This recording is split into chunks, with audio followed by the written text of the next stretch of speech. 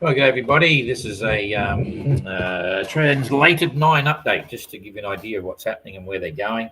I think everyone's probably seen the post that I had on there. We're keeping you updated on their progress, their testing systems and everything, and it all seems to be going okay right now. So all is good, but I thought we'd show you the weather and so on, just to give you some ETAs. Everyone's busy on their boats, trying to keep up with their schedule. There's still a party regime going on when it's when there's free nights and so on. Everyone's relaxing a bit. Explorer is they're getting some rest and cleaning the boat and getting on with their list of bits and pieces. So it's all pretty much a case now of everyone's mindful of the fact that the start is just in days. It's not far away. And we're starting with all of the various functions for getting everyone out of town. Tonight at the Yacht Club, there is a question and answer session for all the club members. So there'll be 2 people from every boat out the front, and club members will be in there, and they'll be able to do a round table and actually ask what it's like, sailing to Punta through and around Cape Horn, through the Southern Ocean, and all the rest of it, and ask about their boats. Many people have been coming down to look at the boats. They're wandering down the wall there, the breakwater, and having a look all hours of the day and night, which is quite surprising. So all in all, yeah, it's about to begin. Tomorrow night there is a reception, a welcome reception from the club for all of the entrants here, which is going to be quite a nice little party. Then I just saw a question from Stefan. Hey, Stefan. Yes, she'll be underway for with the Pack 4 Shore, so they'll be able to race proper. Just Stefan is the guy that got Explorer underway. He's our electrician, amazing guy. Came in 10 days, just went boom when we were in France to get Explorer out on the road, and also manages some of the Starlink systems on board the boats. Anyway, carrying on here. So there's a welcome reception, and then shortly after that, there is a captain's dinner with some VIPs and stuff in the club, and then there'll be the prize giving, and that's the function stuff. Then we'll be having all the usual checks and conformance and compliance issues, safety inspections, and so on. So there'll be a lot going on. Anyway, this is just a bit of a quick one to say good day. You can, if you've got any questions there, stick them in, and I will put a Q&A up on Facebook today. I'll put it up probably straight after this. So if you've got some other race-related questions, you can stick them there.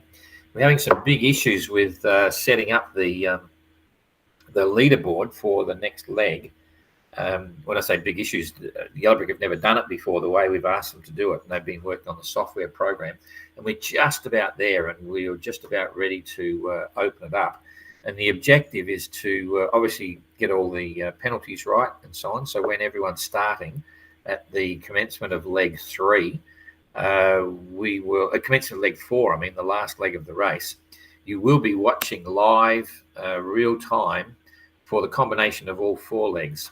So you'll be able to watch leg 4 as a standalone race for translated, for instance. They're just in this one just for leg 4. So you'll see how that's going as a leg 4 race. But there will also be a section there that first will show you what's the combined total rankings for all 3 legs. And then when in the 4th leg, it's adding real-time live. So you might have a boat that's coming 3rd, but it might actually be winning the race overall. So you'll be able to follow that overall on IRC ranking for the boats as they're leading to the finish. So even a boat that might be winning in IRC for leg 4, they may be 5th overall because they didn't perform very well in the first 3 legs. So it'll be fun to watch. But there's Yellowbrick have never done that before, and they're having to rewrite software and everything, and they're doing a great job, and we're just tweaking a few bugs still. There's also a new way. There's a few other issues as well, which I'll explain on that issue of how you're going to follow the last leg of the race, which will be very exciting for sure, because I think some people some of you may have already done the additions and worked out where everything is over the 3 legs, but there'll be some that'll be quite surprised when we issue the combined total of all 3 in IRC. It's looking very interesting indeed. So the final leg is going to be all important. Okay, let's go and look at the fleet. The fleet consisting of just 1 boat at the moment. And It's translated 9. They're doing pretty well, and here's where they're going. There's Punta del Este up here, and here is translated down the bottom. Doing 6.5 knots at the moment, with probably about a 15 knot headwind, maybe gusting to 20. And they've got 431 miles to the finish. So normally that would be 2 days, but it's going to take them a bit longer than that, because by this current forecast, you can see there's a fair stronger headwinds up the top. Not quite northeast to allow it, lay it on one track, but anyway, they're doing the best they can. You can see here light headwinds, so that's the issue. And let's just see. Oh, I haven't got the run line, but you can. I know the run line is there. So I will just start pushing this forward now, and we'll see what it's looking like for the next 24 hours. Okay, it's going to. Oh, it swung a little bit to the northeast then, but as it picks up, it comes right to the north again, right on the button there. So that's not going to change anything except just increase the wind. They might go a bit faster, then it goes light again. A bit of a mixed bag. So this is coming up to 24 hours from now. And by that, they would have been probably 150 miles up, maybe. They might be up about there then. So this is about where they're going to be. They'll come across here a bit, squiggly winds, and come across. They'll be somewhere in here, and that may push them out offshore. It depends on how far they come across. So if they've got this northwesterly, that's not bad. They'll just be boring up from there. So that's not too bad. So that's after day 1. Hit that again. So now we just come through for day 2. Oh, very light, super light headwinds, jeepers. Yeah, super light. Nothing exciting about that. So here we go for there's the 28th. Yep, they're going to be somewhere up here with super light headwinds. They'll be on port tack, maybe coming out a little bit. They'll be over here somewhere, still maintaining probably an average towards the finish of, oh no, they're probably not even going to be there. I was going to say an average of 6 knots. It's 120, 30, 40, 140, 150 mile days. So up here, but the 28th, they're going to be coming up here again, but it's just light headwinds. Let's see.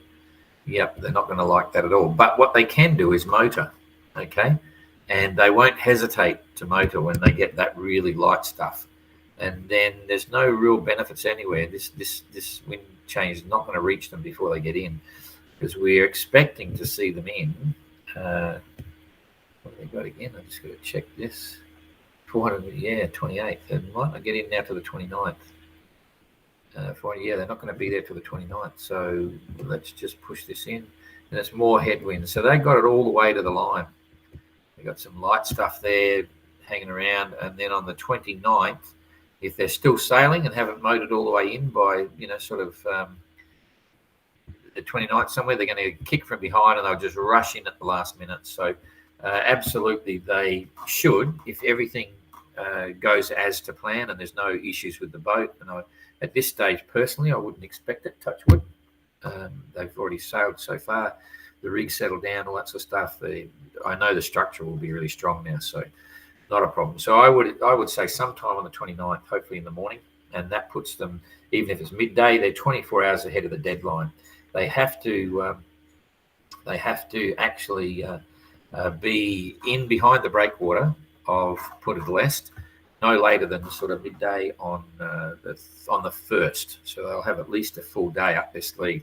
And the idea is they come in, they just motor behind the breakwater, yell out to the start boat, we're registering on. So from that point, they're preparing to get ready for the restart on March the 5th. And they have to stay for at least 4 days, so they'll be a day ahead. Then their intention is, as you've read, go down to the travel lift, pull out again, check out the systems, do the required surveys for us and for the insurance company. And then if that all is secure, they'll come back in the water. It's only a 20-mile drive from there down to back to Punta. And they're scheduled to arrive somewhere in early morning on the 4th of March. That gives us time to do the safety inspection and complete off all the other little issues associated with getting ready to make the start line. So that's cool. They're looking pretty good, and we'll wish them well, and hopefully everything will work out for them.